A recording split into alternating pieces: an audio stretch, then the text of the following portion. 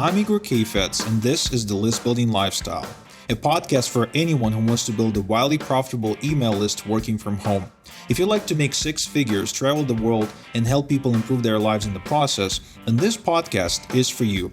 I also invite you to attend a free workshop at igor.ac where I'm teaching how I made $21,779.45 in affiliate commissions by sending just 481 clicks to my affiliate link in one day. I'm also explaining why I walked away from ClickBank and I don't promote ClickBank offers anymore, as well as the 5 things I look for in a perfect affiliate offer. I'm even going to show you the one-page website that I used to make over $500,000 in affiliate commissions this year, and I'll even bribe you to attend this workshop by giving you a $497 value course that shows you how to cherry-pick high-converting affiliate offers for your next affiliate promotion. In addition, I'll even give you the 3 offers I'm promoting right now that are making me money as we speak. All that and more at igor.ac. And now it's time to claim your list building lifestyle.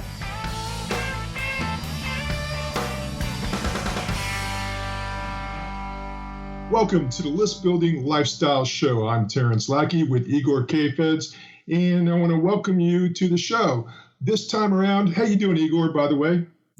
I'm doing great, by the way. Thank you for asking. I got too excited, Igor, because, there's a war going on, the war of autoresponders. I know we had a previous episode on autoresponders about GetResponse and Aweber. And this time around, we're going to explore something that's a little different, Igor.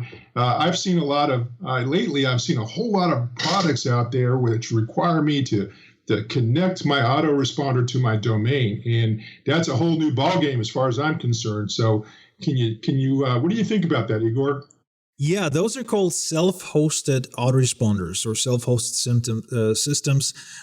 They are usually pitched to you in the form of an interface. So if you really think about it, when you look at a typical autoresponder, let's take something like GetResponse, you'll see an interface, which is the website you interact with, and then there's a back end. The back end is where the mailing servers are, where all the automation and software is. It's all the things you don't see. Lots and lots and lots of code, and lots of complicated systems. Now, when it comes to systems like GetResponse, all of that stuff is done for you. They figured out how to connect it all. You don't need your own domain name. You don't need your own server. Just sign up, create a username and password, and use their mailing servers and their interface to manage your list and mail your list. That's by far the easiest solution, and for the longest time, it was the only solution that normal people like you and me, people who don't have experience with servers and hosting, could use. However, more recently, it has become more accessible for regular people, again, who lack the knowledge and understanding, to be able to use self-hosted systems. Usually, what is required is for you to buy a website, for you to install WordPress or something like that on that website, get some hosting, and then connect your server or your, system to an SMTP service. SMTP service is what allows you to email, because you can't just email from your computer. You have to email from like a very specific regulated email service. And these programs that are becoming now more popular every day, they allow you to easily figure out how to make that connection.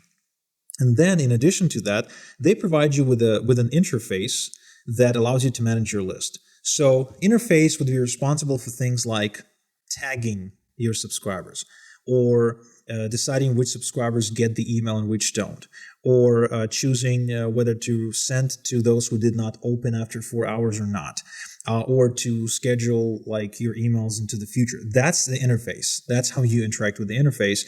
But the actual mailing of it, the function of your email message going out to that particular subscriber is done through an SMTP service. So in other words, if you want to, if a person hails an Uber, right? They need to get in the car and Uber takes them to the destination. So if your email is that person, then your house is your own website. And the email is that person. So they hail an Uber, and Uber comes in, the email gets in the car, and that car is the SMTP service that delivers your email to the final destination. Does that make sense? I think so. So on the front end, they're the same. And once you have to install one into your domain, right? And then the other one, it was already built in as far as Aweber, get response, that type of thing. So the front end is the same. The interface that you deal with once you get it set up, is that? Well, it's not really the same because a No? GET response interface will be different from a Weber interface, and that those two will be totally different from the self-hosted solution. And that's Sure, really sure. what they sell. The self-hosted software that are keep popping up, they just offer you an interface. They don't often offer you ability to mail. And the ability to mail is you're responsible for that by signing up to a different service called SMTP. I know it's a little bit confusing. That's exactly the problem because most people, simply will not be able to effectively use them. It's only people who are advanced. So, in other words, if you and me were having this conversation privately, very quickly we'd be discussing the self-hosted, talking about servers and IP addresses and domains and stuff like that.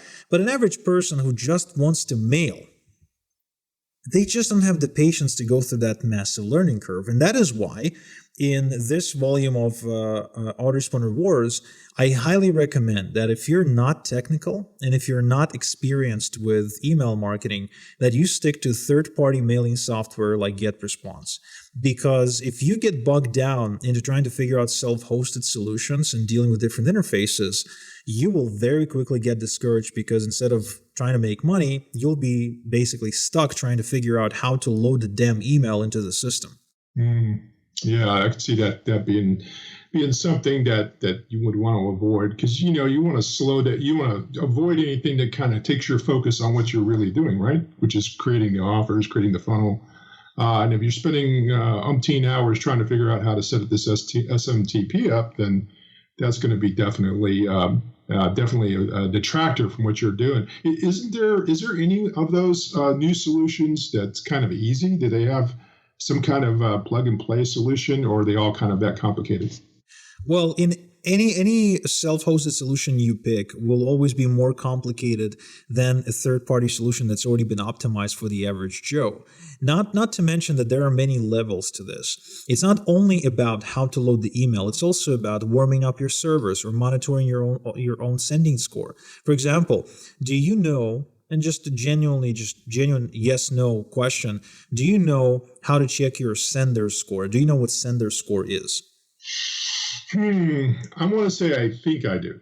Yeah, I think I do. Talking about the email, so if I can run the email through a analysis and get a score off that, or are you referring to something else? The actual. Basically, there's a scorecard that every email service provider, like Gmail or Yahoo or Hotmail, like they keep a scorecard, and if they check your mailing domain or your from email or your server IP, they can rank that IP domain or email on that scorecard from 0 to 100. And if you score high on that scorecard, then they let you through. If you score low, they don't let you through. Yo, it's Igor. If you're loving the content, hop on over to listbuildinglifestyleshow.com for more free training and a free transcript of this episode. Oh, and I'd really appreciate if you logged into iTunes and rated the show. It really helps. Thanks. Now, if you are dealing with sender score, you actually have to know what your sending domain and sending email and sending IP is. And usually those things are given to you when it comes to regular third-party software like GetResponse. Sure, you can set up your own custom domain, but, and actually teach how to do that in our 301k challenge program, which you guys should check out immediately if you're still trying to find that first affiliate sale. But if you're brand new and you're dealing with your own self-hosted solution, can you imagine setting all that stuff up on your own and having to monitor your sender score and everything and switching IP addresses and burning servers? I mean, it gets complicated. It becomes a job in and of itself. At one point last year, I think we even hired a guy for $300 per month to just manage a server for us. And even after 3 months of paying him $300 per month, we were still not able to mail properly. So this is the kind of stuff that can be really effective if you're super technical, and it can save you money because you'll be paying less for hosting, and you may even get some advanced solutions. But honestly, I really don't see a point in using self-hosted systems anymore. Really don't, unless you're promoting something that's illegal, right? And you won't get accepted into third-party solutions with terms of service. But that's a rare occasion, right? That's basically black hat or spamming or whatever. So then you kind of have to do self-hosted because nobody will just want to work with you. But if you're not, you just stick to third party. And there's so many different options these days and so many different interfaces with so many different automations and integrations and features that there's no reason, in my humbly accurate opinion, there's no reason for anyone to do self-hosted anymore. So yeah, you brought up a really good point. I did notice that there's some of these self-hosted solutions, when you compare them to the ones that are traditional, let's say, they have they're just far more expensive and inexpensive, far more inexpensive. You can unlimited mailing, unlimited lists, that kind of thing. But you're saying that that's really kind of offset by the technical nature of the actual setting it up and actually running it, and you don't have a lot of technical support, right? That's not going to be there as well, right, Igor? Yes, in many cases, there's no technical support or it's very slow. And you want to think about it this way. So let's say somebody says, okay, you got two options. You are a person with mechanical experience, which means you can, if you wanted to, figure out how to put together a car. But you get to choose between a Mustang, right? And let's say it's not a brand new Mustang. Let's say it's a 2010 Mustang, but it's a pretty fast one and it's in decent condition, versus putting together your own Ferrari. We'll ship you all the details. It'll come in a crate. Okay, we'll drop it from the sky in a chopper, and we'll send you all the tools and we'll send you all the blueprints. But you have to put your own Ferrari together. Would you do it? Would you choose the Ferrari? Or would you go with a Mustang? Now, if I wanted to drive anytime soon, I probably wouldn't choose the one with all the parts. I would want to buy the Mustang off the lot. Yeah. Exactly. Yeah. And, again, to make it super easy, you don't even have to pay for either one of them. Would you want free Ferrari, but taken apart completely, and you have to put it together yourself with the blueprints? Or do you want a ready-to-go Mustang you can hop in right now and drive for 5,000 miles? You had me at Mustang, definitely. Mustang, yes. Jump right into the car. Yes, Mustang is not as fast as a Ferrari. Yes, Mustang is not as comfortable as a Ferrari. Yes, Mustang Ferrari probably breaks more often than Mustang. Is more expensive to fix too. But, point being is that a less glamorous solution, right? But that works is more important than a glamorous and potentially insanely effective and money-saving solution that you basically have to figure out on your own and go through an insane learning curve. And even when you set it up, things will still break. So what's the point? Why not just focus on being productive, being effective with your time, and focus on the marketing instead of getting bogged down by building that system yourself?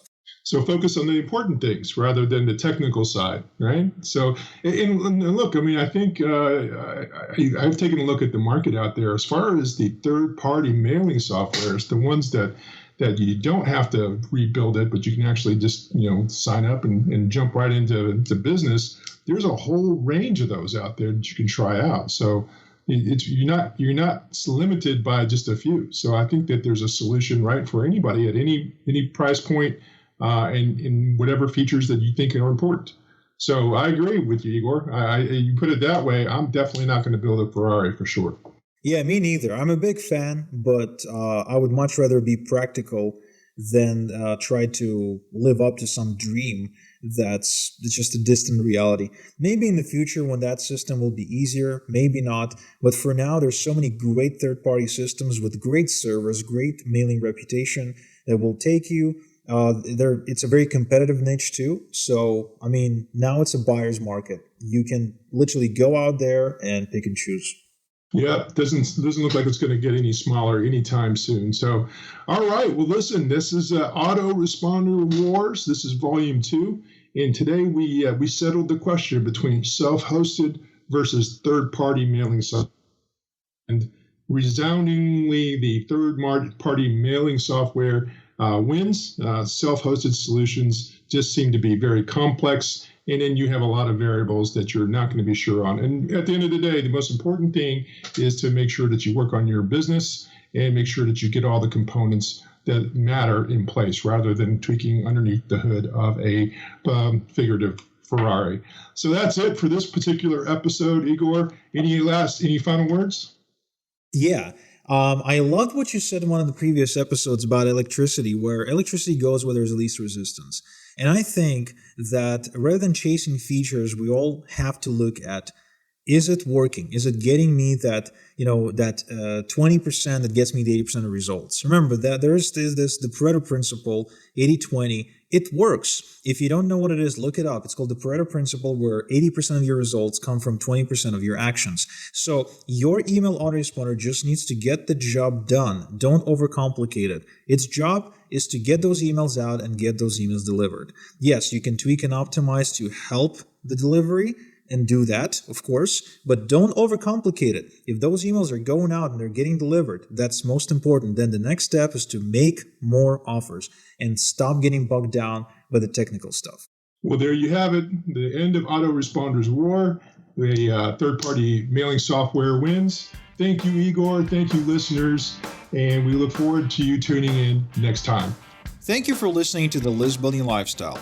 Get access to previous episodes, the transcription of today's show, as well as other exclusive content at listbuildinglifestyleshow.com. Also, don't forget to claim your free seat at the workshop I'm hosting this week, where I showed the two-step system that made me the top affiliate for people like Matt Basak, John Crestani, Richard Legg, Michael Cheney, and many, many others. In fact, on this workshop, I'm going to show you the exact approach I take whenever I promote an affiliate offer, the exact offers I promote, as well as how I was able to make over $500,000 in commissions using my small list of just 18,000 people promoting a weird type of product that almost no one else promotes.